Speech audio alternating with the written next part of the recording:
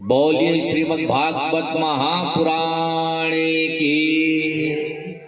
आइए भजन का आनंद है। बेला अमृत गया आलसी सो रहा बनिया भागा साथ सारे जगे तो न जागा। बेला अमृत गया आलसी सो रहा बनिया भागा साथ सारे जगे तो न जागा साथ सारे जगे तो न जागा। बेला अमृत गया आलसी सो रहा बेला अमृत गया आलसी सो रहा बन अभागा साथी सारे जगे तो न जागा साथी सारे जगे तो न जागा। बेला अमृत गया आलसी सो रहा बेला अमृत गया आलसी सो रहा बनिया भागा साथ सारे जगे तो न जागा साथ सारे जगे तो न जागा। बेला अमृत गया आलसी सो रहा बेला अमृत गया आलसी सो रहा बन अभागा साथी सारे जगे तो न जागा साथी सारे जगे तो न जागा।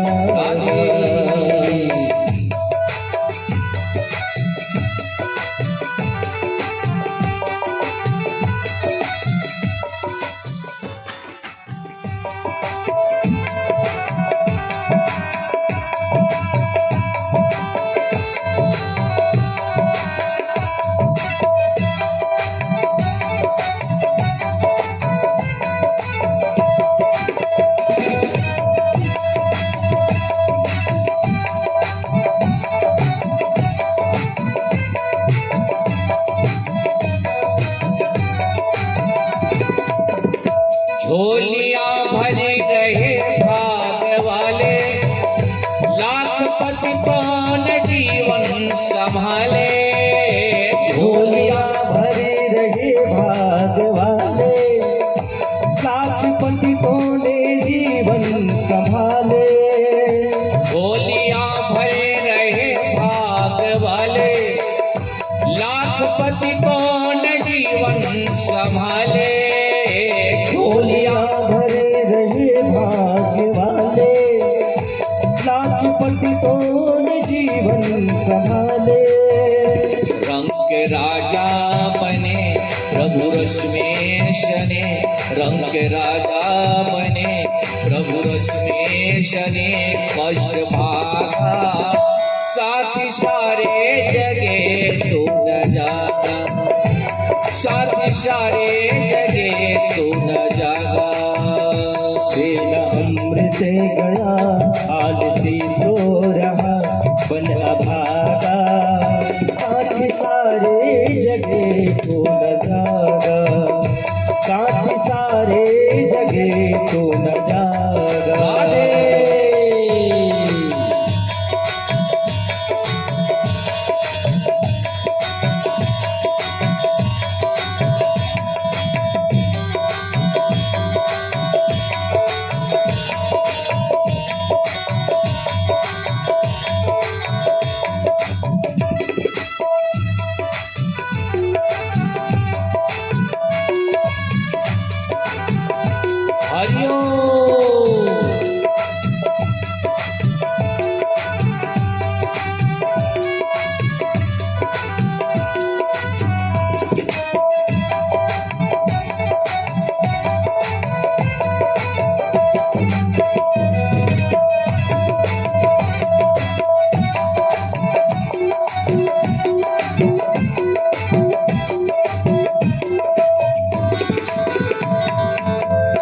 प्रभु कृपा से नर्तन यह पाया आलसी बन के यूं ही गवा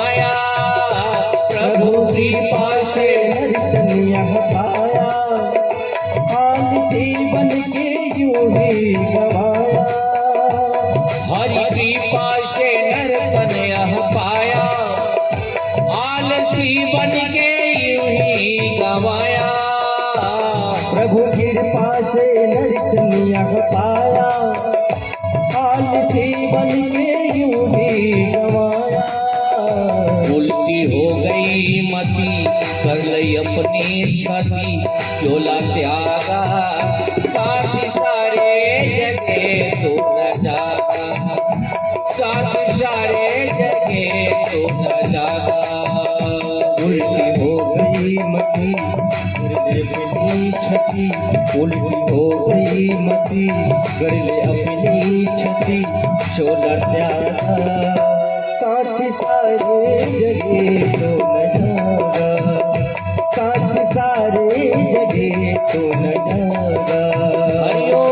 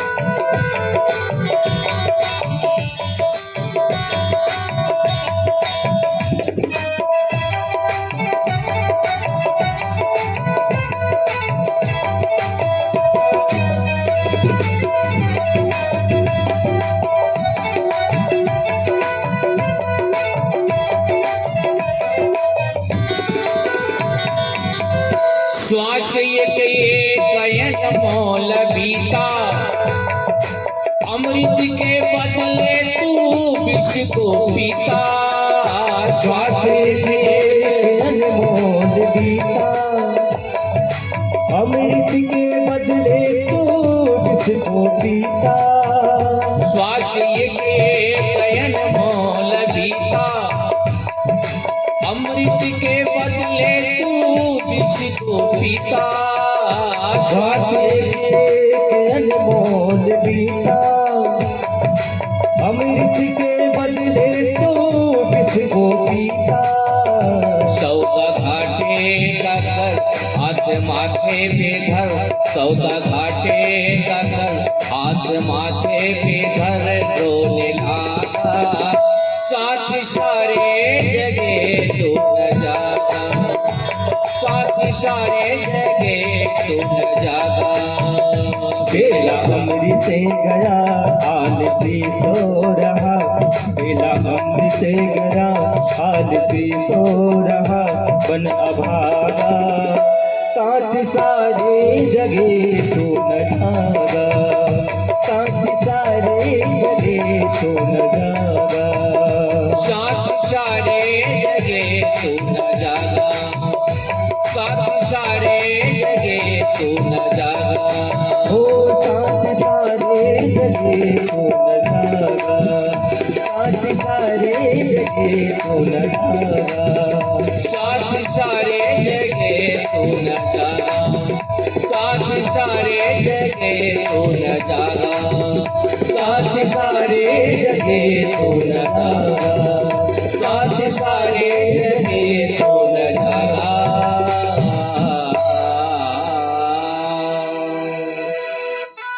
बोलिए श्रीमद् भागवत महापुराण की जय हो राधे राधे राधे।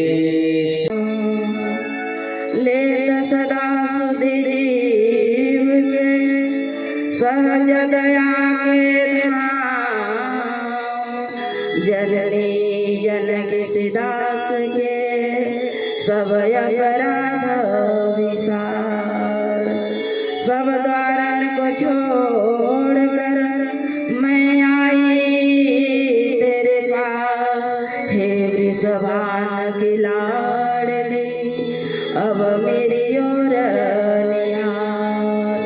जय जय श्री राधा रमण जय जय नवल किशोर जय गोपी जय जय माखन चोर। बोलिए वृंदावन बिहारी लाल की। अपने अपने माता पिता की, बोलिए अपने अपने सदगुरुदेव भगवान की। जय जय जय श्री राधे। आइए, सफल हुआ है उन्हीं का जीवन जो तेरे चरणों में आ चुके हैं। संगीत टोली सुंदरता से जाएंगे। बोलिए भक्त भगवान की जय हो। सफल हुआ है उन्हीं का जीवन। भजन बड़ा ही सर्वगर्भित भजन है, सभी लोगों को आनंद लेना है। और जो तेरे चरणों में आ चुके हैं उन्हीं की पूजा हुई है पूर्ण। जो तेरे चरणों में आ चुके हैं सफल हुआ है उन्हीं का जीवन। सफल हुआ है उन्हीं का जीवन जो तेरे चरणों में आ चुके हैं। सफल हुआ है उन्हीं का जीवन। उन्हीं की पूजा हुई है पूर्ण। जो तेरे चरणों में आ चुके हैं सफल हुआ है उन्हीं का जीवन। जो तेरे चरणों में आ चुके हैं सफल हुआ है उन्हीं का जीवन। जो तेरे चरणों में आ चुके हैं सफल हुआ है उन्हीं का जीवन। हरिओम। साउंड थोड़ा सा बढ़ाइए इसका। श्री राधे जय मां। हल्का सा उठाइए साउंड को। हरिओम। श्री राधे जय मां।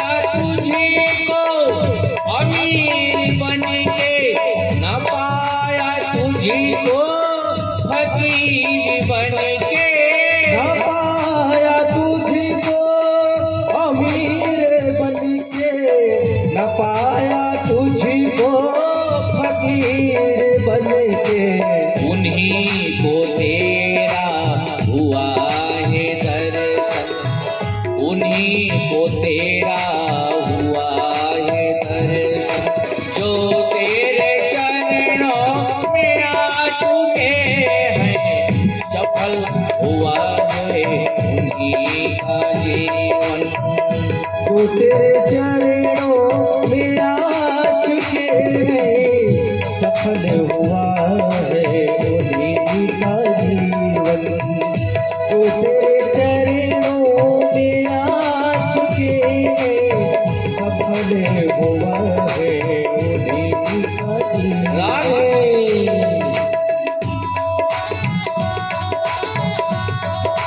सभी लोग ताली बजाएंगे।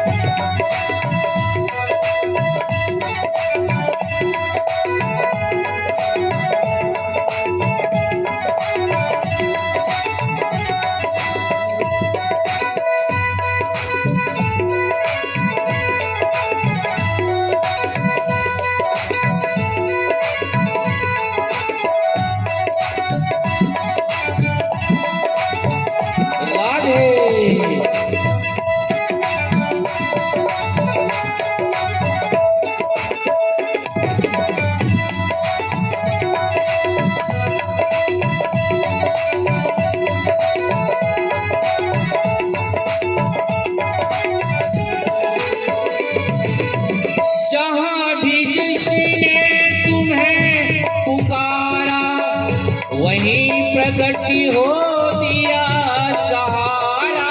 जहाँ भी जिसने तुझे पुकारा वहीं प्रकट हो दिया सहारा।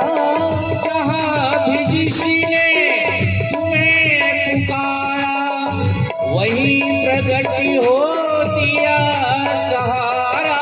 जहाँ भी जिसने तुम्हें पुकारा वहीं प्रकट हो दिया सहारा।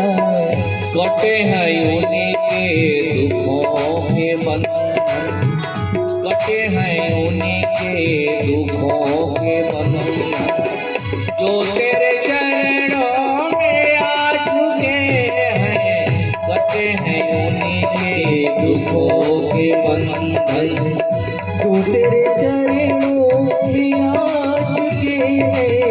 कटे हैं उनके दुखों के बंधन, जो तेरे चरणों में आ चुके हैं।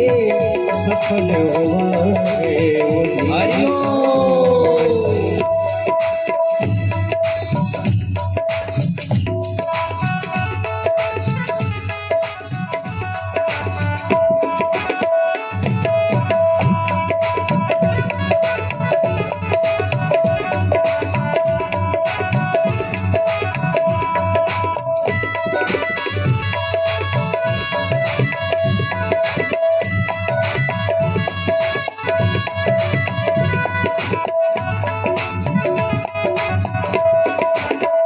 जय हो।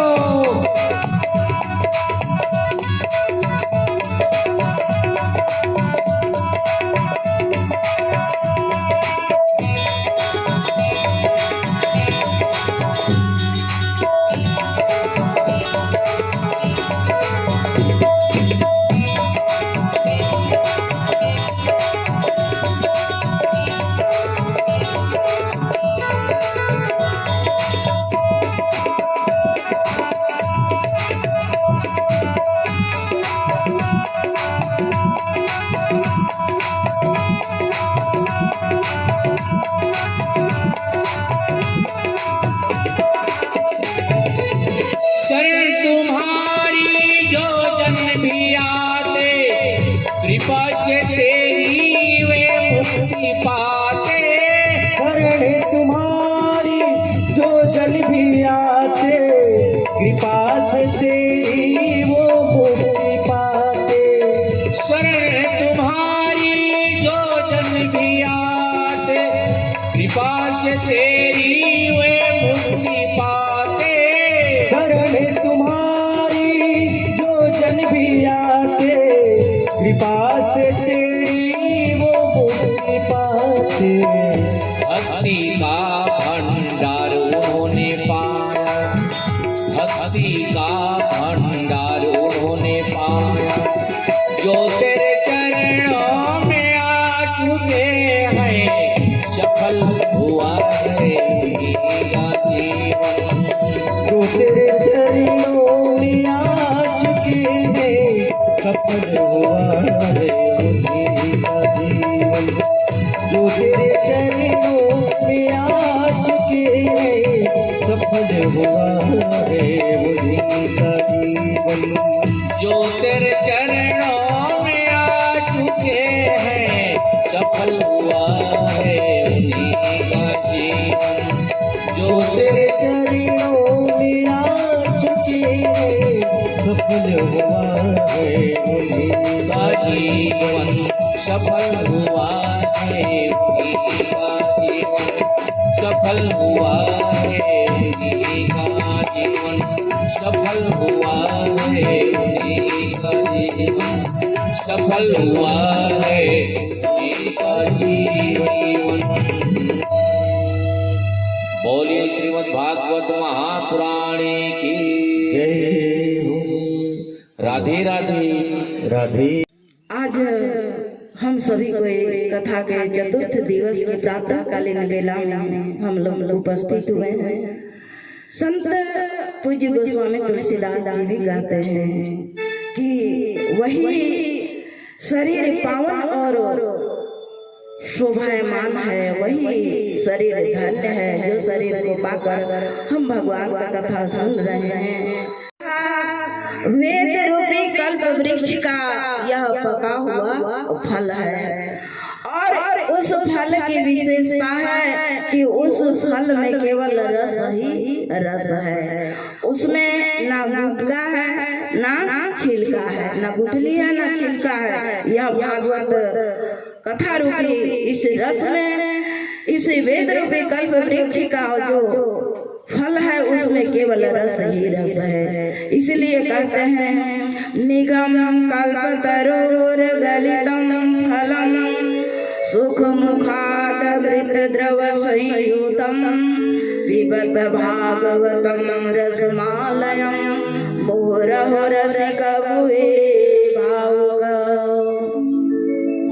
सभी रस का पान मुख से किया जाता है, रस से मुख से पीते हैं ना सब रस का। जैसे अनार का रस हो गया, मौसमी का जूस हो गया, मधुरस हो गया, सबको किससे पीते हैं? किससे पीते हैं? मुख से पीते हैं। पीते हैं कि नहीं? और सोम रस भी है, उसको भी रस कहा गया है। शराब, सोम रस, ये भी रस है, इसको भी मुख से पिया जाता है। लेकिन भागवत कथा रूपी रस को सुखदेव जी कहते हैं कि उसको कान से पिया जाता है। सजनों, भागवत कथा रूपी रस को कान के दोने से पिया जाता है। इसको पूज्य पाद गोस्वामी तुलसीदास जी ने भी कहा है, जो भगवान श्री रामचंद्र जी से प्रेम करते हैं उससे इस राम कथा को इस कान रूपी दोने से पीना चाहिए। और सुखदेव जी भी कहते हैं अगर भगवान श्री कृष्ण से जो प्रेम करना चाहते हैं तो उसे कान रूपी दोने से इस कथा को पिए। कब तक पिए? जब तक जिए तब तक पिए। जब तक हमारा जीवन रहे तब तक इस कथा का पान करते रहे। इस कथा को पान करने से भ्रम दूर हो जाता है, संदेह दूर हो जाता है। इसलिए इस कथा को इस कलियुग के भव सागर से पार जाने के लिए कवियों ने कहा है यह नौका के समान है। कहते हैं निजी संदेह मोह भ्रम हरणी और करम कथा भव सरिता तरणी। और कहते हैं कि भाव सहित सो यह कथा करम श्रवण कोट पान। कान रूपी दोने से इस कथा को पिए। और हमारा जब हम कोई रस को पीते हैं तो उस रस का आनंद केवल जीवा ही लेती है, जीवा ही लेती है। परंतु हमारे शरीर के अंदर 10 इंद्रियां हैं कि नहीं? 10 इंद्रियां हैं और 10 इंद्रियां इस भागवत कथा का रसपान करके सबको उनको मोक्ष मिल जाता है, उनको गति मिल जाता है। इसलिए तुलसीदास जी कहते हैं, राम चरण रति जो चह अथवा पद निर्वाण, ज्ञान भाव सहित सो यह कथा करौ श्रवण कोट पान। और आज तो इस सराय टिकरा के पावन धारा में यह दूसरा वर्ष की कथा है और ऐसा लगता है कि यहाँ के सभी भक्त जी लोग जो भी प्राणी हैं उनको माने इच्छा पूरी हो गई है, ऐसा लगता है। लेकिन संत कहते हैं कि राम कथा जे सुनंद घाई, रस विशेष जाना दीन नाही। लेकिन सजनों, कहा जाता है, शास्त्रों में कहा गया है कि भगवान का कथा, भगवान को चरित्र की जो कथा है उनको सुनते सुनते इच्छा पूरा नहीं होना चाहिए। क्योंकि इस संसार, यह संसार क्या है, माया रूपी नगरी तो है। सब कोई धन के पीछे भागते हैं कि नहीं? सब कोई धन के पीछे भागते हैं, कोई रूप के पीछे भाग रहा है, कोई स्त्री के पीछे भाग रहा है, कोई पुत्र के पीछे भाग रहा है। इसीलिए संत कबीर कहते हैं, गोधन गज धन बाज धन और रतन धन खान, जब आवे संतोष धन तो सब धन दोरी समान। 5 प्रकार का धन होता है।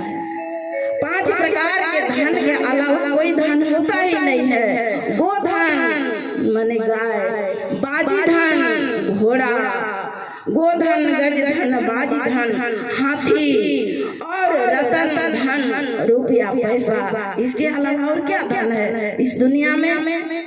इस धन को प्राप्त करने के बाद भी अगर व्यक्ति को अगर संतोष नहीं मिला तो उनका जीवन व्यर्थ चला गया। सबसे बड़ा धन है जिसका नाम है संतोष धन।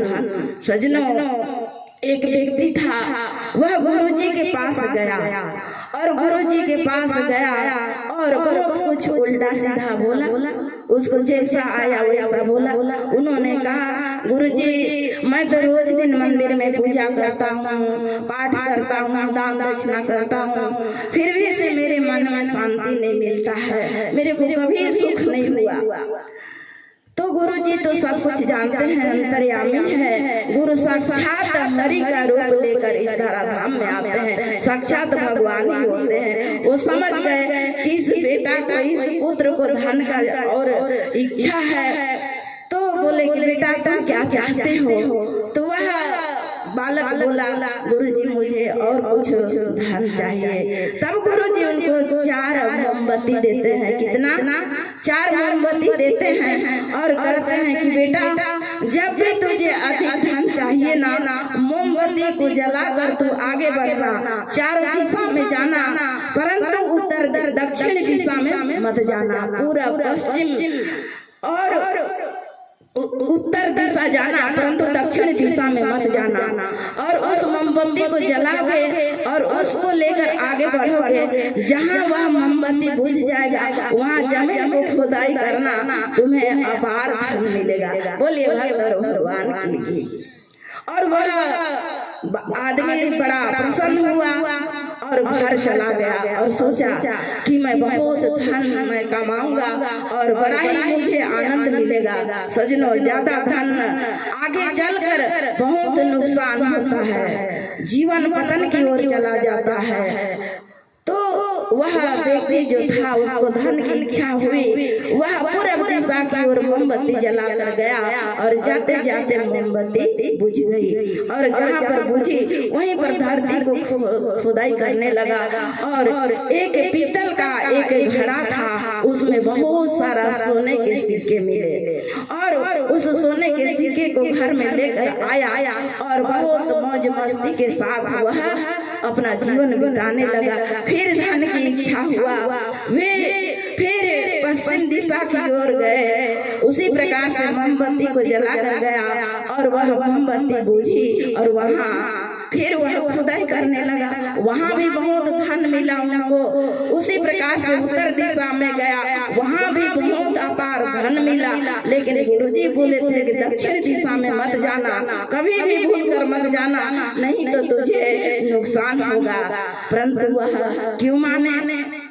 उनको लगा कि हो सकता है वहाँ कुछ विशेष होगा, और उसने मोमबत्ती को जलाया और दक्षिण दिशा की ओर बढ़ा और मोमबत्ती बुझ गई। और वहाँ धरती का खुदाई किया और वहाँ पर बहुत बड़ा एक गुफा मिला और गुफा में घुस गया। और उस गुफा में देखता है कि एक व्यक्ति चक्की चला रहा है, चक्की चला रहा है। और जैसे ही वह व्यक्ति घुसा तो वह चक्की चलाने वाला प्रसन्न हो गया, वाह आज मुझे जो मैं दिन रात घिस रहा हूँ, चक्की चला रहा हूँ। क्योंकि वह व्यक्ति भी उसी गुरु के शिष्य थे, वे उनको भी लालच आ गया था और उनको भी मना किए थे दक्षिण दिशा में नहीं जाना। लेकिन गुरु जी कहे थे कि तुम्हें कोई दूसरा व्यक्ति कोई मिल जाएगा, तब उस बंधन से तुझे मोक्ष मिलेगी। और वह व्यक्ति आज उस व्यक्ति को देखकर बड़ा प्रसन्न हो गया और कहने लगा, वाह तू आ गया, तू गुरु जी का बात नहीं माना, अब ले तो इस चक्की को पकड़ा, तू ही इस चक्की को चला। और वहाँ से जो पहला व्यक्ति गया था वह निकल गया और वो व्यक्ति 84 के चक्कर में लग गया। बोले वृंदावन बिहारी लाल की। सजनों, यह मृत लोक है, भले कितना धन रहेगा घर में, मर जाएंगे तो कुछ जाएगा भी नहीं साथ में। कफन में जेब रहता है क्या? नहीं रहता है ना।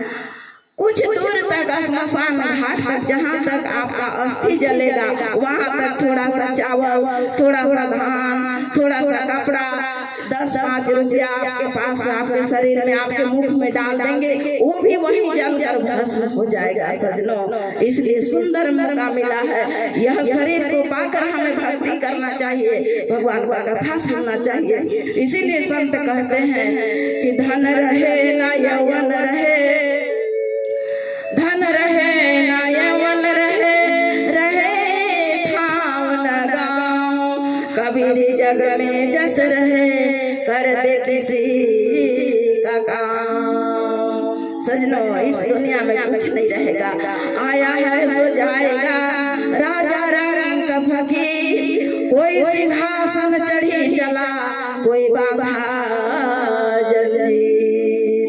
किसी को भगवान का भक्ति किए रहेंगे, उसके लिए भगवान सोने का विमान भेजेंगे और उस विमान पर बैठा कर ले जाएंगे, जैसे जटायु।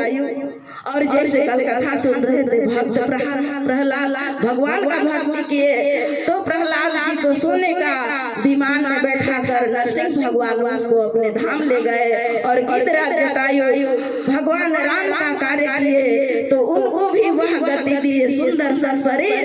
गिद्धराज जटायु को सुंदर शरीर धारण करके उनको गोलोक धाम ले गए। बोलिए भक्त भगवान की। आइए एक छोटा सा भजन, क्योंकि यह नगरी कैसा है, यह नगर माया का नगरी है। इसी प्रसंग पर एक मैं छोटा सा भजन सुना रही हूँ। नगरी है, संसार क्या है? प्रेम रूपी नगरी है, माया रूपी संसार है। और हम सब प्राणी क्या है? मुसाफिर है। हम लोग कुछ दिन के लिए यहाँ आए हैं, फिर हम सबों को चला जाना होगा यहाँ से। सभी आए, भगवान राम भी आए, कृष्ण भी आए, बड़े बड़े ऋषि महर्षि आए, सभी लोग इस दुनिया से चले गए। इसीलिए संत कवि कहते हैं, पत्ता टूटा डाल से, पत्ता टूटा डाल से, ले गई पवन बिनाई, अब के बिछड़े कब मिले, दूर पड़ेंगे जाए। सजनों, पता नहीं कब ऐसा मौका मिलेगा, जब कब भगवान का कृपा होगी, पुनः इस सरे दिगरा के पावन धारा पर पता नहीं कथा सुनने का दोबारा ऐसा समस्त ग्रामवासियों के साथ मिलेगा कि नहीं मिलेगा। यह जीवन क्षणभंगुर है। इसीलिए संत कहते हैं, क्षणभंगुर जीवन की कलिका कल, प्रातः को जाने खिली न खिली, मलयाचल की सूची शीतल मंद सुगंध समीर मिली न मिली कलिकाल कुठार लिए फिर तातन नम्र से चोट झिली न झिली कहले हरि नाम हरि रसना फिर अंत समय में मिली न मिली फिर अंत समय में मिली न मिली। बोलिए वृंदावन बिहारी लाल की। यह सुंदर शुभ अवसर हम सबों को मिला है। आज का कथा का प्रसंग है सृष्टि का विस्तार, ध्रुवचरित एवं राजा जड़ भरत की कथा। आज का यह प्रातःकालीन बेला का जो कथा का एक बार उद्धव जी यमुना नदी पर बैठकर भगवान कृष्ण का ध्यान कर रहे थे, क्योंकि उद्धव जी भगवान श्री कृष्ण के बाल सखा थे। अंतःकरण कोई भी बात ऐसा नहीं था कि भगवान श्री कृष्ण उद्धव जी को नहीं बतलाते थे। एक बार विदुर जी तीर्थ यात्रा करते करते यमुना तट पर आए और उद्धव जी भगवान का याद करके उनके आंखों से अश्रुपात हो रही थी। बोलिए वृंदावन बिहारी लाल की। कथा में किसको किसको मन लग रहा है? कथा में कथा सुनने का मन किनको लग रहा है और किनको नींद लग रहा है? नींद कितने लोग को लग रहा है? सब कोई ध्यान से सुनिए। उद्धव जी के आंखों में आंसू बह रहे थे।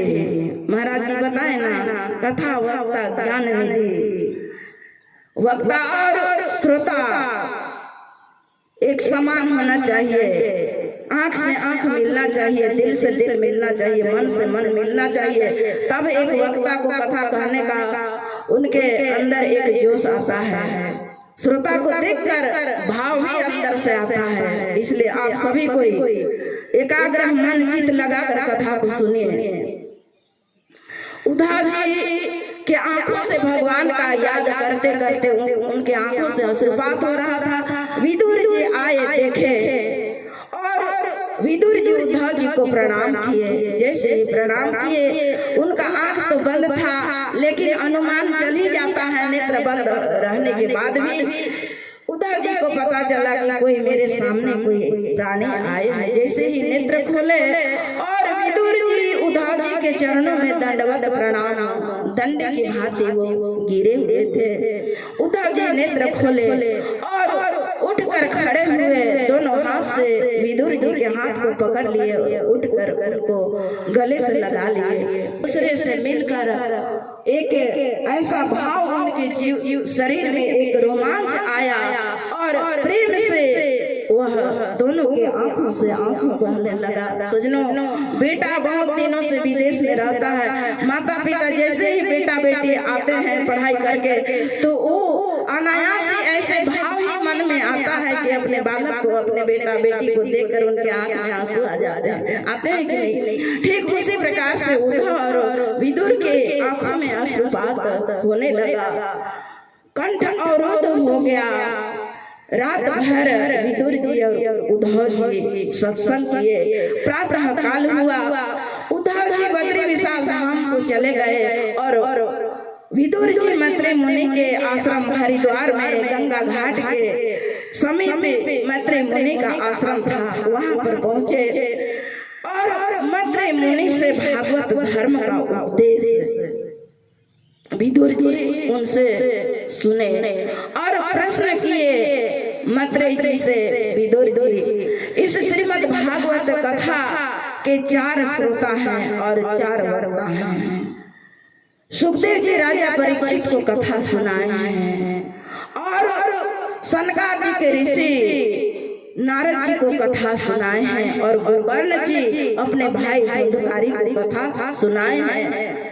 इस प्रकार से मैत्री जी से विदुर जी इस सृष्टि का प्रारंभ कैसे हुआ उसके बारे में विदुर जी मैत्री जी से पूछते हैं। तब मैत्री जी कहते हैं कि हे विदुर जी, जब यह पृथ्वी पूरा प्रलय हो गया था, पूरा पृथ्वी जलमग्न हो गया था, उस समय क्षीर सागर में भगवान विष्णु शेषशैया पर शयन कर रहे थे और माता लक्ष्मी उनके चरण को दबा रहे थे। भगवान विष्णु योग निद्रा का सहयोग लिए और उनके मन में आया सृष्टि विस्तार करने का। उसी समय उसी के नाभि से कमल का उत्पत्ति हुआ और वह कमल आकाश की ओर इतना ऊंचा बढ़ा कि आकाश को छूने लगा और वह स्थिर हो गया, रुक गया और उस कमल का फूल बिखेर गया, खिल गया और उस कमल के फूल में ब्रह्मा जी का उत्पत्ति हुआ। बोले भगवान की। और भगवान विष्णु ब्रह्मा जी को सृष्टि को आगे बढ़ाने के लिए ऐसा आदेश देते हैं। उसी समय ब्रह्मा जी दाहिने अंग से स्वयं मनु को उत्पत्ति करते हैं और बाएं अंग से शत्रुपा महारानी को। और जब ये दोनों बालक और बालिका सामने खड़े हुए और कहे कि पिताजी आदेश करें, क्या आज्ञा है? तब ब्रह्मा जी बोले कि हे पुत्रों, तुम लोगों को सृष्टि विस्तार करना है। तो उसी समय ब्रह्मा जी दोनों को विवाह कर दिए, शंभु मनु और शत्रुपा को। मनुष्यों का सृष्टि यहीं से प्रारंभ होता है। विवाह कर दिए और विवाह करने के बाद 3 पुत्री का जन्म दिए, देवहूति, आकुति और प्रसूति। पुत्र का जन्म दिए। पुत्र का नाम है, बड़े पुत्र का नाम उतानपा और छोटे पुत्र का नाम प्रियव्रत।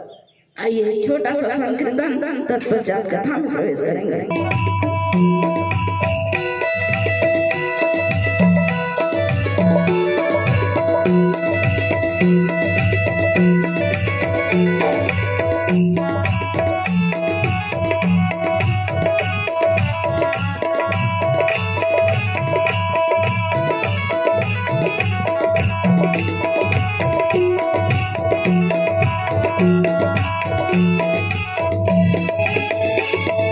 सेवा मातुर चले आयो, सेवा मातुर चले आयो, सेवा मातुर चले आयो ना। सेवा मातुर चले आयो, सेवा मातुर चले आयो, सेवा मातुर चले आयो ना। सेवा मातुर चले आयो, सेवा मातुर चले आयो, सेवा मातुर चले आयो माँ। सेवा मातुर चले आयो, सेवा मातुर चले आयो, सेवा मातुर जय हो बोल मैया मंदिर के केवाड़ दाई, सेवा मातुर चले आयो ना। बोल मैया मंदिर के केवाड़ यो, सेवा मातुर चले आयो ना। बोल मैया मंदिर के ताली बजाइए सभी लोग। सेवा मातुर चले आयो ना। बोल मैया मंदिर के केवाड़ वो, सेवा मातुर चले आयो ना। जय हो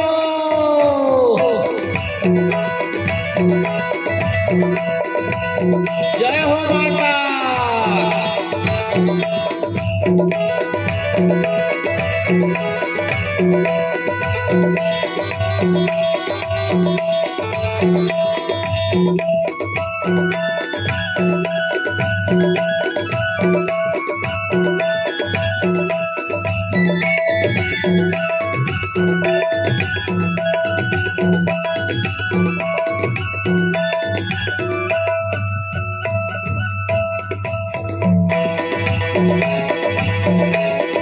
हरिओ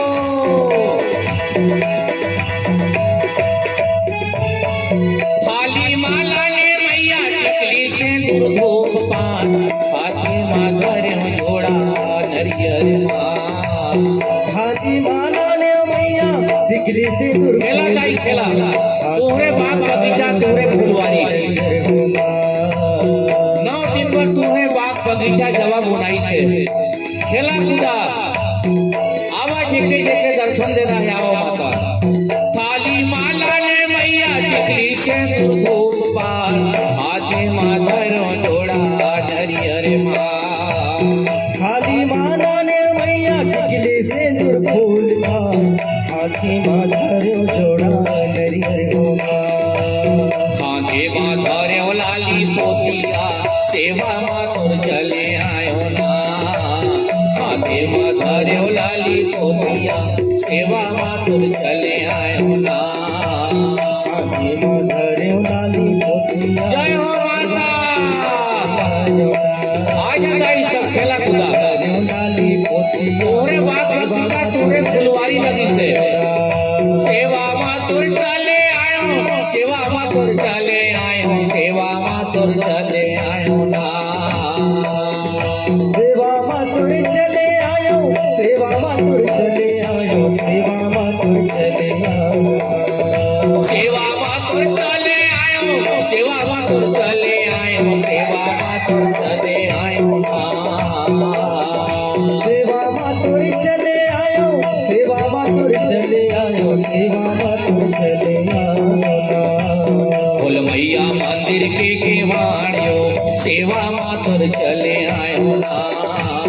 बोल मैया मंदिर के केवाड़ दाई सेवा माँ तुर चले आयो ना बोल मैया मंदिर के केवाड़ वो जोर से सभी ताली बजाइए आयो ना बोल मैया मंदिर के केवाड़ वो सेवा माँ तुर खेला कूदा दाई तू है बाग बगीचा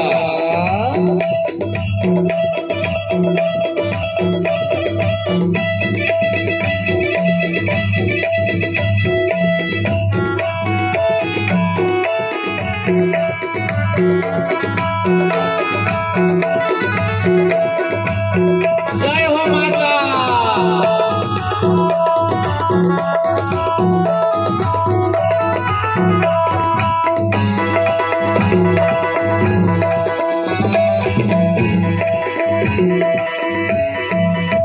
आलू गोरस मातोर पैयाला पाथारो दाई तेरी बलोरो गली खोरो आरी गोरस तोरे पैयाला पाखारो दाई तेरी बटोरो गली खोर आलू गोरस मातोर पैयाला पाथारो दाई तेरी बलोरो गली खोरो आरी गोरस तोरे पैयाला पाखारो दाई तेरी बटोरो गली खोर चंपा चमेली फूल मालारे हो सेवा मातोर चले आयो ना चंपा चमेली फूल मालारे हो सेवा मातोर चले आयो ना चंपात मेरी फूल मदार वो सेवा मातुर चले आयो ना चंपात जय हो माता सेवा मातुर चले आयो ना सेवा मातोर चले आयो सेवा मातोर चले आयो सेवा मातोर चले आयो ना सेवा मातुर चले आयो सेवा मातुर चले आयो सेवा मातुर चले आयो ना बोल मैया मंदिर के केवाड़े हो सेवा मातुर चले आयो ना बोल मैया मंदिर के केवाड़ दाई सेवा मातुर चले आयो ना मैया मंदिर के केवाड़ो सेवा मातुर चले आयो ना आराम से माता केवाड़ो सेवा मातुर चले आयो ना जय हो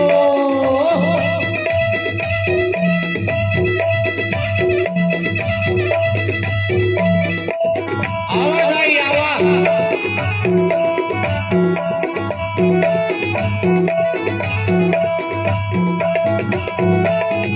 जय हो माता जय हो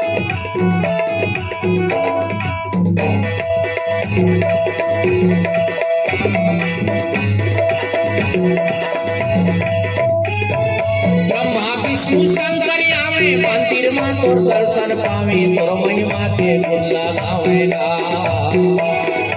ब्रह्मा विष्णु शंकर आवे मंदिर में तोर दर्शन पावे तोर महिमा के गुण लगावेला ब्रह्मा विष्णु शंकर आवे मंदिर में तोर दर्शन पावे तोर महिमा के गुण लगावेला ब्रह्मा विष्णु शंकर आवे मंदिर में तोर दर्शन पावे तोर महिमा के गुण लगावेला विनती करत हो सुन गोहार गाई सेवा मा तोर चले आयो ना विनती करत हो सुन गोहार गाई सेवा मा तोर चले आयो ना करत हो सुन गुहार जय हो चले आयो ना करत हो सुन गुहार हो सेवा मातुर चले आयो ना सेवा मा तोर चले आयो सेवा मा तोर चले आयो सेवा मा तोर चले आयो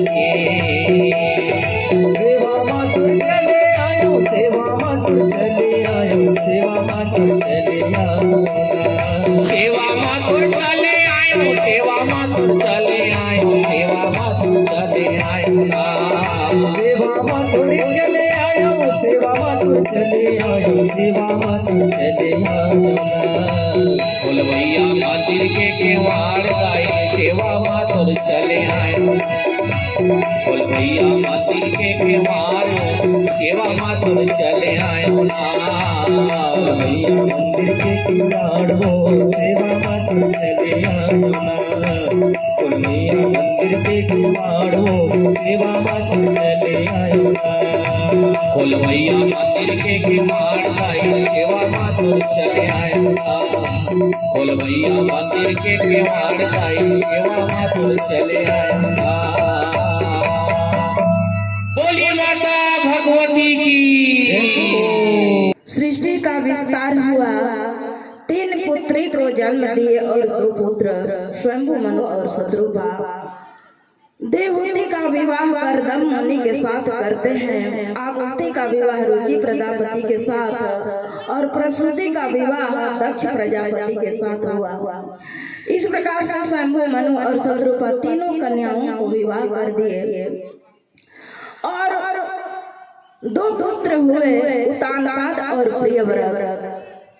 उतानपाद को एक दिन मनु महाराज के मन में ऐसा वैराग उठा, वैराग जागृति हुई और वे विचार करने लगे, यह जीवन मेरा व्यर्थ चला गया, किसी दिन मैं भगवान का भजन नहीं किया, यह जीवन मेरा ऐसे ही आधा अधूरा चला गया। मुझे इस दुनिया में भगवान क्यों मनुष्य जन्म देकर भेजा था, उसको तो उस तत्व को तो मैं समझा ही नहीं।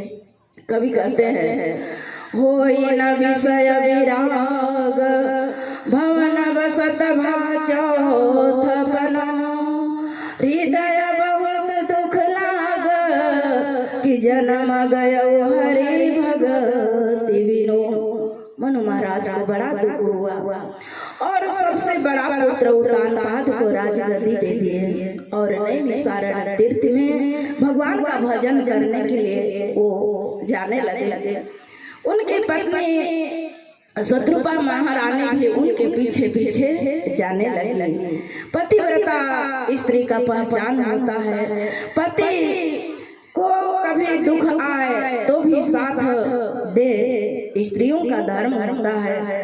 पति दुख में है उस समय स्त्री खड़े हो जाए उनके साथ, उनके पीछे पीछे चले। इसीलिए हमारे भारत भूमि पर पत्नियों को कहा गया है कि धर्म पत्नी, और अन्य विदेशों में पत्नी को वाइफ कहा जाता है ना। परंतु हमारा एक भारत ऐसे देश है जो भूमि है, यह आध्यात्मिक देश है, इसीलिए हमारा संस्कृति बाकी देशों से कुछ अलग है। इसीलिए किसी कवि ने कहा, यूनान रोम मिश्र कह गए यहाँ से, कुछ बात है कि हस्ती मिटती नहीं यहाँ से, कुछ बात है कि हस्ती मिटती नहीं यहाँ से। इसीलिए पूरे विश्व के लोग इस भारत भूमि पर नजर डाले रहते हैं। कुछ जो विपक्ष के लोग रहते हैं, विपक्षी देश हमारे देश पर नजर डाले रहते हैं। दुश्मनों का नजर इस भारत भूमि पर रहता है और देश के नौजवान इस भारत भूमि को रक्षा करने के लिए हमारे भारत के उस सीमा में रहते हैं, डटे रहते हैं। अपना पत्नी, अपना परिवार, अपना गांव, अपना जन्मभूमि सब को छोड़कर इस भारत भूमि का रक्षा करने के लिए उस सीमा में डटे रहते हैं और इस देश को हमेशा संकट आते रहता है। इस भारत भूमि में नाना प्रकार का संकट। आज हम सभी को 22 जनवरी को एक उत्साह और उमंग के साथ राम राज्य का स्थापना इस भारत भूमि पर हुआ। किस लिए हुआ? हमारे नौजवानों ने, हमारे वीर महापुरुषों ने इस देश के लिए, इस धर्म के लिए अपना जो प्राण है वह न्यौछावर कर दिए, बलिदान कर दिए। इसके बाद हम सबों को वह राम राज्य का प्राप्त हुआ। ऐसा यह भारत भूमि है। सजनों, आज मनु महाराज और शत्रुपा नैमिषारण्य तीर्थ में चले गए भगवान का भजन करने के लिए। इनकी पुत्र उतानपाद राज्य गद्दी को संभालने लगे, परंतु एक घटना घट गई। जिस घर में बूढ़े बुजुर्ग नहीं होते हैं ना, वह घर अव्यवस्थित हो जाता है। बूढ़े बुजुर्ग रहते हैं, उनका आशीर्वाद रहता है, तो वह घर बड़ा ही सुंदर ढंग से दिखता है। और आज तो दुर्भाग्य है कि हम वही बूढ़े माता पिताओं को घर से निकाल देते हैं, तो हमें उस घर में कहाँ से शांति और आराम मिलेगा? कभी नहीं मिल सकता। और वह उतानपाद, उनके एक पत्नी तो थी ही, जिसका नाम, बड़ी पत्नी का नाम था सुनीति और छोटे पत्नी का नाम सुरुचि, और एक पत्नी रख ली। सुनीति जो नीति मार्ग पर चले, जो धर्म मार्ग पर चले, ऐसे कन्या का नाम सुनीति था। और रुचि जो अपने अनुकूल, अपने रुचि इच्छा के अनुसार चले, उस कन्या का नाम सुरुचि। उसी सुरुचि कन्या के साथ उतानपाद दूसरा विवाह कर लिए। दोनों रानियों का एक एक पुत्र हुआ। सुनीति का पुत्र ध्रुव हुए और सुरुचि के पुत्र हुए उत्तम। एक दिन राजा उतानपाद अपने राजमहल में उत्तम को बड़े लाड़ प्यार के साथ अपने गोद में बैठाए थे, और जैसे ही उतानपाद दूसरी पत्नी रखे, छोटी रानी, उसको लाते ही सुनीति और ध्रुव को घर से निकाल दिए। घर से निकाल दिए, दूर में जाकर सुनीति अपने पुत्र ध्रुव के साथ रह रही थी। और एक दिन ध्रुव को याद हुआ अपने पिता का। जो पुत्र होते हैं पिता से अधिक प्रेम करते हैं, और बेटी होती है तो माँ से अधिक प्रेम करती हैं। और आज ध्रुव को अपने पिता का याद आया और उस राजमहल में चले गए। उत्तम को देखे कि अपने पिता के गोद में बैठे हैं। ध्रुव के भी मन में ऐसे इच्छा हुई कि मैं भी अपने पिता के गोद में बैठता। लेकिन जैसे ही ध्रुव अपने पिता के गोद में बैठे और दोनों बच्चे खेल रहे थे पिता के गोद में, उसी समय उसकी सौतेली माँ सुरुचि देख ली और दौड़ते हुए गई और ध्रुव के हाथ को पकड़ी और खींच कर नीचे उतार दी, धरती में उतार दी, और ध्रुव को उल्टा सीधा गाली देने लगी। ध्रुव, तुम्हारे पिता के गोद में तुमको बैठने का कोई अधिकार नहीं है। अगर तुमको तुम्हारे पिता के गोद में बैठना होगा तो मेरे गर्भ से तुझे जन्म लेना पड़ेगा, तभी तू अपने पिता के गर्भ में गोद में बैठ सकते हो। सजनों, जहाँ पर सुमति होता है वह घर स्वर्ग के समान हो जाता है, और जहाँ पर कुमति आ जाती है वह घर नरक के समान हो जाता है। इसलिए गोस्वामी तुलसीदास कहते हैं, जहाँ सुमति तहाँ संपत्ति नाना, और जहाँ कुमति तहाँ विपत्ति निदाना। सजनों, सुमति जहाँ रहता है वहाँ खुशियों का आनंद होता है, और जहाँ कुमति आ जाती है वहाँ दुख ही दुख होता है। सास बहू में प्रेम रहता है तो वह घर स्वर्ग के समान लगता है, और सास बहू में खटपट हो जाता है तो वह घर नरक के समान हो जाता है। सजनों, भागवत कथा सुनने के बाद, यह भागवत कथा गाँव-गाँव में लोग आज क्यों आयोजन करते हैं? हम एक मानव है और मानव धर्म को शिक्षा देने के लिए हमारे समिति के बंधु ने इतना खर्च और इतना मेहनत करके इस भागवत कथा का आयोजन किए हैं। एक सास का अपने बहू के प्रति क्या कर्तव्य होना चाहिए, एक बहू का अपने सास के प्रति क्या कर्तव्य होना चाहिए, इसी धर्म को बतलाने के लिए गुरु आते हैं और ज्ञान कराते हैं। सजनों, जिस प्रकार से एक माँ अपने पुत्री को प्रेम करती है, कितना प्रेम करती है, ससुराल में भेज जाने के बाद भी उसकी चिंता करती है कि मैं तो यहाँ सुंदर भोजन कर रही हूँ, सुंदर वस्त्र पहन रही हूँ, पता नहीं मेरी बेटी ससुराल में कैसे रह रही हो, उसका जीवन कैसा हो रहा होगा। वो अपने बेटी के लिए कुछ धन भी रखती है, इकट्ठा करती है, और जब बेटी ससुराल से आती है तो वह माता पिता उस बेटी के लिए देते हैं। याद रखिएगा, वो बहू भी किसी की बेटी है कि नहीं है? वो बहू भी किसी की बेटी है। हमारे सासुओं को भी ऐसा होना चाहिए, जिस प्रकार से आप बेटी के लिए प्रेम करते हैं वह प्रेम उस बहू को दीजिए आप। और वो बेटी माँ बाप से जितना प्रेम करती है उतना ही अपने सास ससुर से उससे भी बढ़कर अधिक प्रेम करे अपने सास ससुर से, तो वह बेटी उस बहू को उस घर में बेटी का दर्जा दिया जाएगा। यही भागवत शास्त्र हम सबों को सिखलाती है सजनों।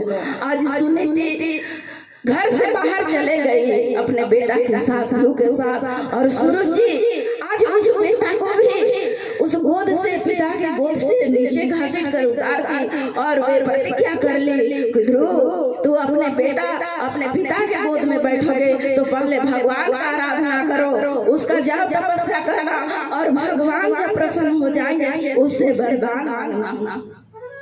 तुम्हारा जन्म मेरे गर्भ से होगा तब तुम अपने पिता के गोद में बैठ सकते हो। आज गुरु का जो दिल है विदीर्ण हो गया। जिस प्रकार से एक बधिर किसी पक्षी पर अपना तीर चला देता है और वह तीर के लगने से वह धराशायी होकर वह धरती पर गिर जाती है और तड़प तड़प कर वह रोने लगती है, उसी प्रकार से आज सूरज जी की जो बात है, जो वाणी है, वह तीर के समान उसके दिल को विदीर्ण कर दिया। ध्रुव को ध्रुव आज रोते रोते माता सुनीति जिस भवन में थे उस भवन में चले गए, सारा घटना को कहकर सुनाए। और सुनीति कहे बेटा तुम्हारे माँ सूरज जी ने ठीक ही कहा है बेटा, तू जा वन में तपस्या करने के लिए चले जा बेटा, और उस परम पिता का गोद तुझे मिलेगा। उस गोद से तो कोई कभी हटने के लिए नहीं बोलते हैं। ये संसार का, ये तुम्हारे पिता संसारिक है। आज तुम्हारी माँ तुझे गोद से उतार दिया, कल तुम्हारा भाई उस पर अधिकार जमाएगा। ये संसार का नियम है, इसलिए जाओ तू वन में चले जाओ, भगवान को प्रसन्न करना। उस परम पिता के गोद में तो सभी को एक दिन जाना है। आज गुरु माता सुनीति की बात को सुनकर निकल पड़े घर से और जाने लगे। जाते जाते घनघोर जंगल मिला और वहीं पर नारद जी उनसे मुलाकात हो गई। और नारद जी कहे कि बेटा बालक तू कहाँ जा रहा है इस घनघोर जंगल में, तू इतना छोटा है, तुझे इस जंगल में विषैले जंतु रहते हैं बेटा, तुझे मार कर खा जाएंगे, आप घर वापस चले जाओ।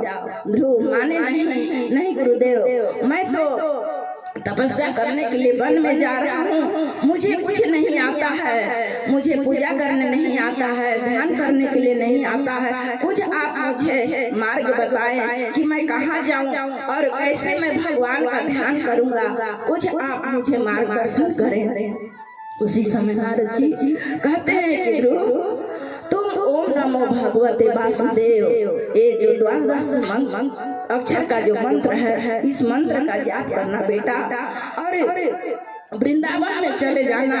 यमुना नदी के तट पर एक मधुवन एक वन है, वहीं पर जाकर तुम भगवान का आराधना करना। आज नारद जी के कहने के बाद ध्रुव उस मधुवन में चले गए और भगवान का आराधना करने लगे।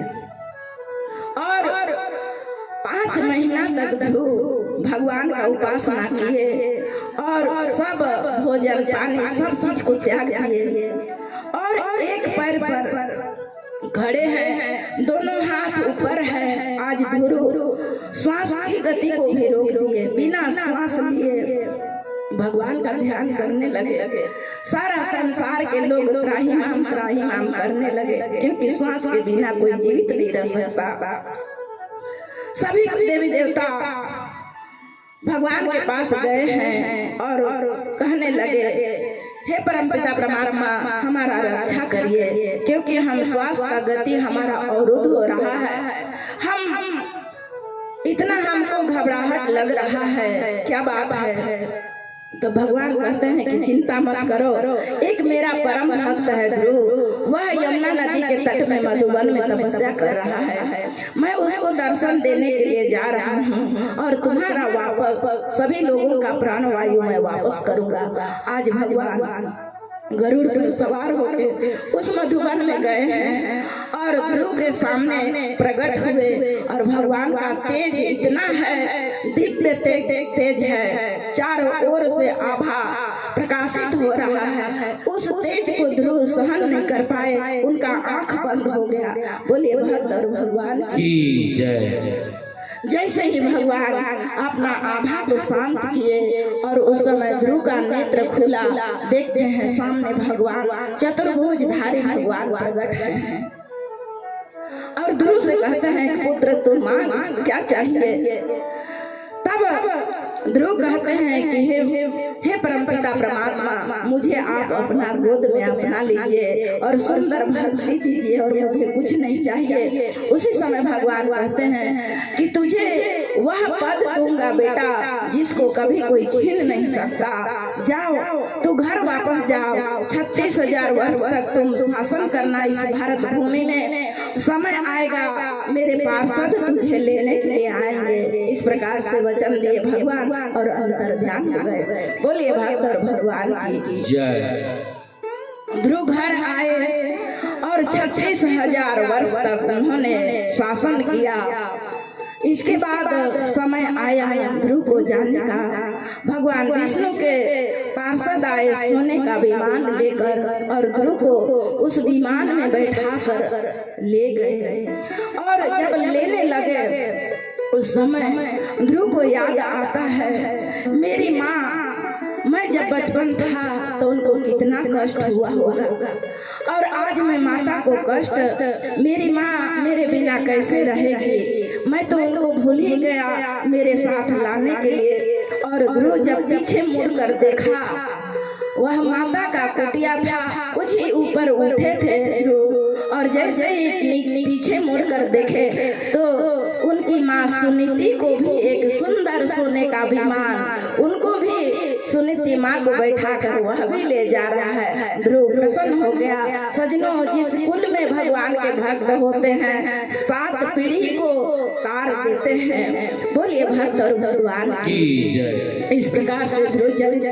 कथा सजनों आगे उतानपाद का छोटा भाई प्रियव्रत का वंश चला। प्रियव्रत के पुत्र हुए आग्नेन्द्र के पुत्र हुए नाभि के पुत्र हुए ऋषभदेव और ऋषभदेव के पुत्र हुए भरत। बोलिए भगवान की सजनों, इस देश में 3 भरत हुए हैं, परंतु ऋषभदेव के जो पुत्र हुए भरत, उसी भरत के नाम से इस देश का नाम भारत पड़ा। इस भूमंडल में 7 द्वीप हैं। 7 द्वीप में एक जम्बू द्वीप है और उसी जम्बू द्वीप में 9 वर्ष है। उस 9 वर्ष में एक अजनाब वर्ष है और उस अजनाब वर्ष में भरत का शासन हुआ। भरत के नाम से ही उस अजनाब देश का नाम भारत पड़ा। और ऋषभदेव के 100 पुत्र थे। 100 पुत्र में से सबसे बड़ा पुत्र भरत था। ये तो ऋषभदेव के पुत्र थे भरत और दूसरा भरत राजा दशरथ के पुत्र हुए, कैकेयी माता के पुत्र, उसका नाम भी भरत हुआ। तीसरा भरत शकुंतला और दुष्यंत के पुत्र हुए, उसका नाम भी भरत था। 3 भरत हुए इस देश में और तीनों भरत वीर और योद्धा हुए। एक दिन ऋषभदेव 100 पुत्र को उपदेश दे रहे थे ज्ञान और भक्ति का और 100 पुत्र को उपदेश देकर ऋषभदेव वन में भगवान का भजन करने के लिए चले गए। 100 में से 99 पुत्र भी पिता का ही पथ को अनुसरण किए। वे भी सन्यासी ब्रह्मचारी हो गए, वे भी भगवान का भजन करने के लिए चले गए। सबसे बड़े पुत्र भरत, उनको राजा बनाया गया और पूरे भूमंडल का एक छत्र राजा बने। राजा भरत बड़े बड़े यज्ञ करते थे, अश्वमेध यज्ञ। इस प्रकार से यज्ञ कर करके सभी प्रजाओं को प्रसन्न रखते थे। कोई प्रजा दुखी नहीं रहते थे, सभी प्रसन्न रहते थे राजा भरत के राज्य में। और समय बीता, एक दिन भी भरत के मन में वैराग हो गया। वो भी सोचा कि कितना दिन तक मैं इस शरीर से भोगूंगा, क्योंकि भोग से यह जीवन तृप्ति नहीं होता है, इसलिए उन्होंने भी अपना पुत्र को राज्य गद्दी दे दिया और भगवान का भजन करने के लिए वे भी नेपाल की ओर चले गए और गंडकी नदी के तट पर एक सुंदर कुटिया बनाए। बोलिए भक्त और भगवान की जय।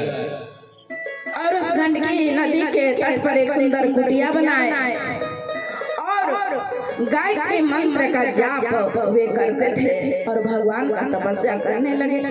एक दिन में 3 टाइम वो उपासना करते थे, साधना करते थे, सुबह, दोपहर और शाम को।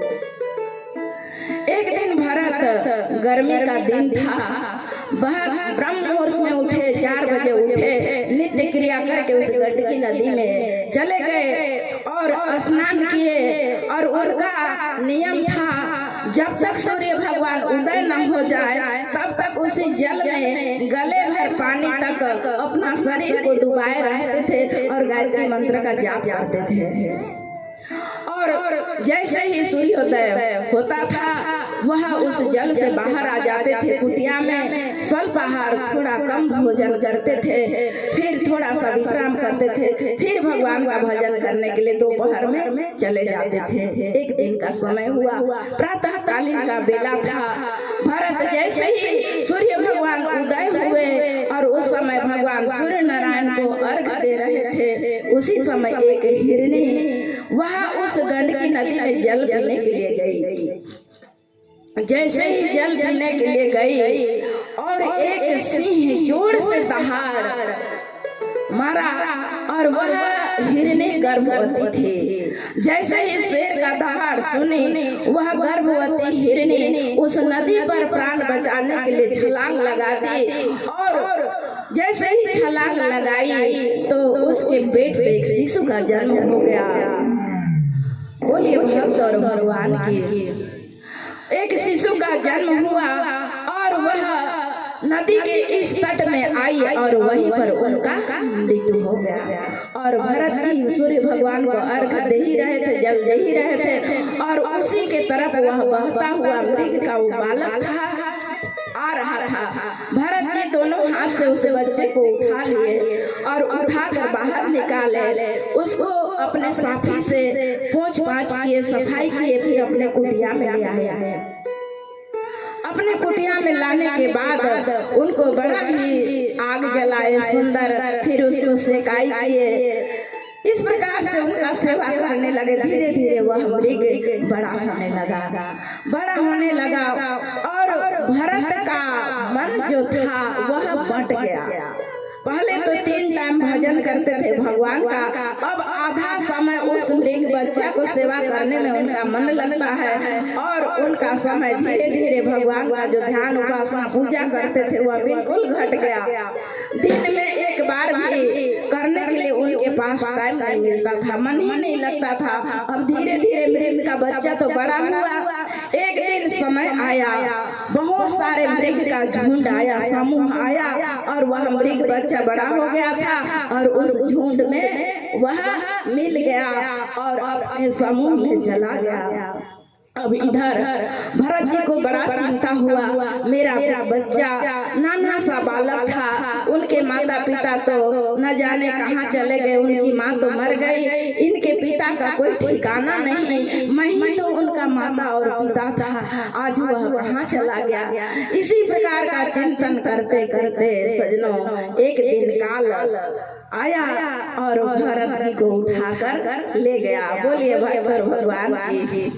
भरत जी उस मृग बच्चा को याद करते करते उनका प्राण निकला तो अगले जन्म भरत जी का मृग योनि में जन्म हुआ। सजनों, यह जीवात्मा अंतिम क्षण में जिसका चिंतन करता है उसी रूप को प्राप्त करता है। इसलिए हमारा मृत्यु जब हो तो माया को छोड़कर त्याग करके केवल और केवल भगवान का ध्यान करते हुए यह प्राण इस तन से निकले तो हमको भगवान का साक्षात्कार होगा, नहीं तो पुनः हम इस संसार के विषय वासना में फंस जाएंगे। बेटी का याद करेंगे तो अगला जन्म हमको बेटी के रूप में मिलेगा।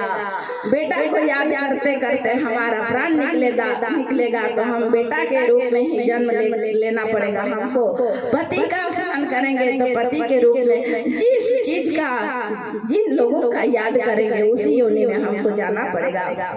परंतु भरत जी इतना साधना किए थे कि पूर्व जन्म का भी याद उनको रहा और वो समझे कि मैं छोटा सा भूल किया और उस मृग के बच्चे में मेरा मन लग गया और जिसके कारण मुझे मृग योनि में जन्म लेना पड़ा। इस योनि में मैं किसी से बात नहीं करूंगा। और वह फल फूल खाता था वह हिरण, परंतु वह फल फूल को भी त्याग दिया, उपास करके अपना जीवन बिताता और भगवान का भी भजन करता। हिरण रूप में भी समय बीता, मृत्यु का समय आया। तीसरा जन्म एक ब्राह्मण के यहाँ उनका जन्म हुआ। आंगिरस गोत्र ब्राह्मण के घर उनका तीसरा जन्म हुआ और उस ब्राह्मण के 9 पुत्र थे और 9 पुत्र में से सबसे बड़ा पुत्र यह भरत था। 9 पुत्र तो बहुत विद्वान थे और यह भरत को जब गुरुकुल में पढ़ने के लिए इन्होंने इनके पिताजी भेजे तो वह पढ़ ही नहीं पाए और भरत जी को बहुत मेहनत की। उनके पिताजी गायत्री मंत्र का जाप करवाते थे, परंतु वह मौन धारण कर लिए, किसी से बोलते ही नहीं। तब उनके पिताजी उनका नाम जड़ भरत रख दिए। बोले भक्त और भगवान की जय। किसी से बोलते नहीं, जड़ के समान, इसलिए उनका नाम उन्हीं के पिता जड़ भरत रखे। और इस प्रकार से उनके माता पिता का भी मृत्यु हो गया। 9 भाइयों का विवाह हुआ। भरत पागल की भांति कभी उनके भाभी लोग बासी रोटी दे देते, जला हुआ खिचड़ी उनको भोजन में दे देते। उन्हीं को भरत बड़े प्रेम और श्रद्धा के साथ उसका भोजन करते और भगवान का भजन करते। सज्जनों, जो भक्त होते हैं, भक्तों को सम्मान और अपमान का कोई फर्क नहीं पड़ता।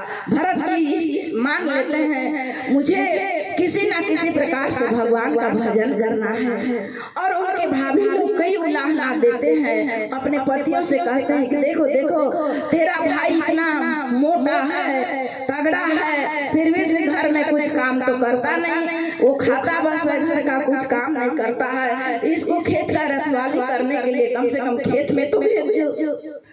और उनके भाइयों ने खेत में सुंदर गेहूं, चना, मक्का आदि का फसल खेत में लगाए और भरत जी को उस खेत का रखवाली करने के लिए भेज दिए। और भरत जी कहाँ खेत का रखवाली करेंगे? भरत जी तो सब में भगवान को देखते हैं। सिया राम मैं सब जग जानी और करो प्रणाम जोरी रूपानी। और भरत जी पशु पक्षियों में भी भगवान का दर्शन करने लगे, कहने लगे कि राम जी की खेत, राम जी की चिड़िया, राम जी की खेत, आओ पक्षी पेट भर भर सभी लोग खाओ। इस प्रकार से भरत जी कहते हैं सब लोग आइए और अपना पेट जितना भरता है उतना बड़ा ही आनंद के साथ आप लोग भोजन प्राप्त करो। किसी ने बताया कि जाओ आज तो तुम्हारा जितना भी चना का फसल था, गाय आए और बकरी आए, सभी चने के खेत को सब समाप्त कर दिए। उनके भाइयों ने सुना और भरत जी को बहुत डांट फटकार लगाया, परंतु भरत को कोई गम नहीं और भरत को घर से निकाल दिए। सजनो, एक दिन का बात है, भरत जी फिर भी से उनको दुख नहीं, केवल और केवल भरत जी का मन भगवान में लगा हुआ था। एक खेत के मेढ़ में जाकर भरत जी भगवान का भजन कर रहे थे। उसी समय सिंधु देश के राजा रघुगण पालकी में चढ़कर वे कपिल मुनि के यहाँ ज्ञान प्राप्त करने के लिए जा रहे थे। जैसे ही वहाँ पर आए वैसे ही वह राजा रघुगण का एक कहार बीमार पड़ गया। एक कहार बीमार पड़ गया। राजा रघुगण बोले कि जाओ दूसरा कहार ले आना, ये राज तो मेरा ही है। ये क्षेत्र मेरा ही है, इसलिए किसी को भी पकड़ के लाना कोई मना नहीं करेगा, क्योंकि इस भूमंडल का मैं ही राजा हूँ।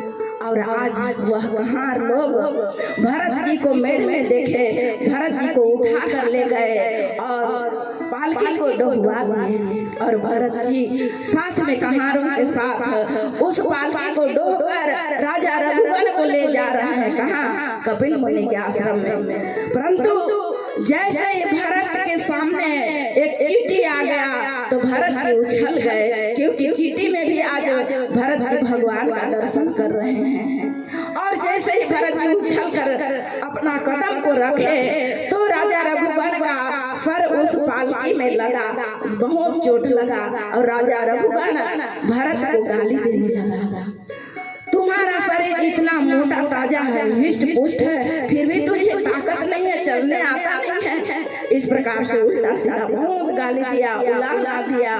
परंतु भरत जी बोले कि इस जन्म में मुझे कुछ बोलना ही नहीं है, लेकिन अति हो गया। तब भरत जी कहने लगे, हे राजा रघुगण, तुम जो गाली दे रहे हो इस शरीर को, ना तो मैं शरीर हूँ, तुम जो मरा हुआ बोल रहे हो, मेरा तो जन्म ही नहीं हुआ है, तो मेरा मृत्यु कैसे होगा? क्योंकि यह आत्मा अजर अमर है सजनों, यह 5 भौतिक तत्वों का यह शरीर बना है, यह पुतला, और इस शरीर का नाश होता है, परंतु आत्मा का कभी भी नाश नहीं होता है, आत्मा तो अजर अमर है। इस प्रकार से जब ज्ञान उपदेश करने लगे राजा रघुगण को भरत जी, तो पालकी को रुकवाया, और वह राजा रघुगण उस पालकी से उतरकर राजा भरत के चरणों में वह गिर गया और क्षमा याचना करने लगा। बोले वृंदावन बिहारी लाल की जय। आइए,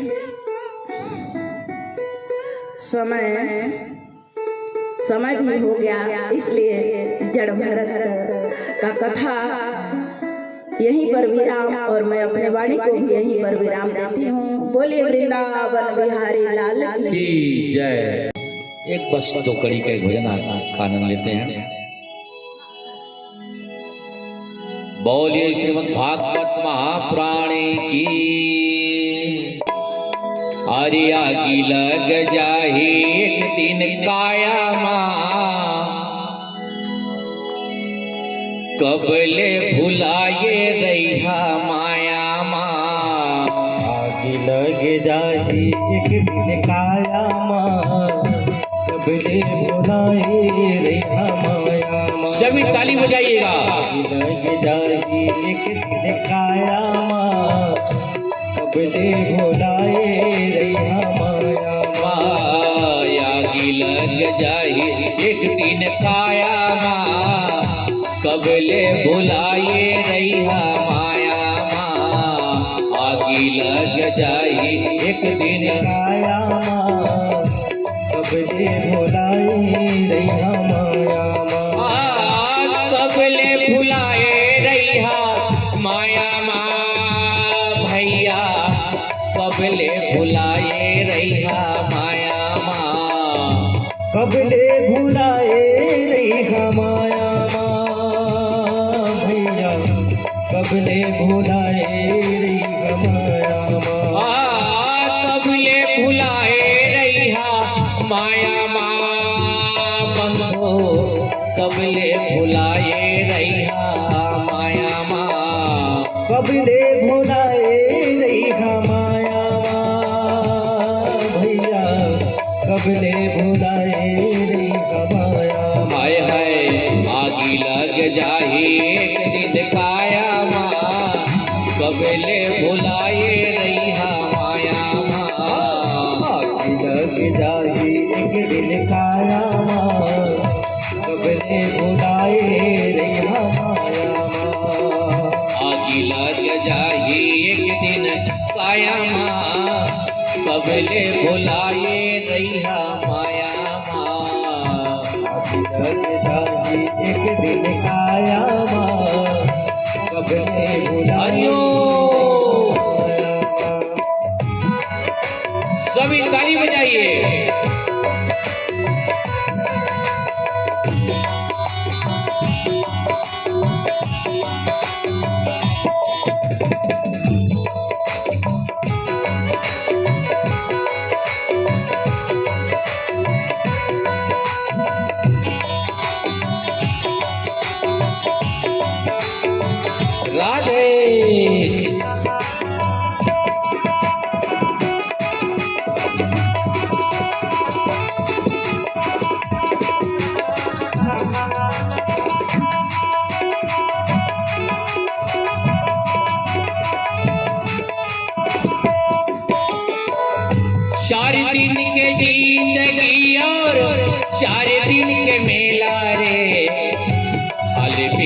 हंस गोठियाले बाकी सब झमेला रे। ओ 4 दिन के जिंदगी और 4 दिन के मेला गा खाली पीले हंस गोठियाले बाकी सब झमेला रे। 4 दिन के जिंदगी और 4 दिन के मेला रे। खाली पीले हंस गोठियाले बाकी सब झमेला रे। 4 दिन के जिंदगी और 4 दिन के मेला गा खाली पीले हंस गोठियाले बाकी सब झमेला रे।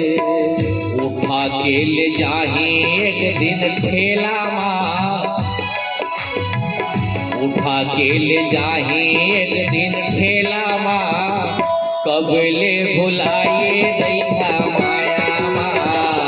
उठा के ले जाही एक दिन मेला माँ कबले बुलाए रे माया माँ। बचाने वाला है रे,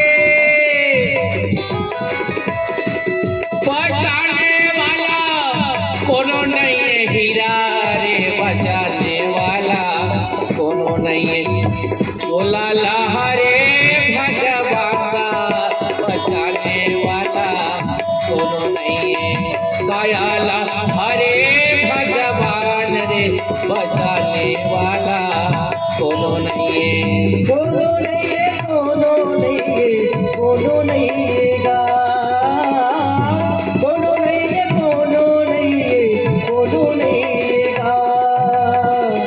चोलाला हरे भगवान का बचाने वाला कोनो नहीं गा। कायाला हरे भगवान रे बचाने वाला कोनो नहीं गा। कोनो नहीं है, कोनो नहीं है, कोनो नहीं है रा। कोनो नहीं है, कोनो नहीं है, कोनो नहीं है गा। कोनो नहीं है, कोनो नहीं है, कोनो नहीं है भैया। कोनो नहीं है, कोनो नहीं है, कोनो नहीं है गा। कोनो नहीं रे संजवारी मोर, हंसा के बचाने वाला कोनो नहीं है। कोनो नहीं है गा संजवारी मोर, चोला के बचाने वाला कोनो नहीं है। कोनो नहीं है गा संजवारी मोर, काया के बचाने वाला कोनो नहीं है। कोनो नहीं है रे संजवारी मोर, काया के बचाने वाला कोनो नहीं है। चोला के बचाने वाला कोनो नहीं है, हंसा के बचाने वाला कोनो नहीं है, काया के बचाने वाला कोनो नहीं है। राधे राधे।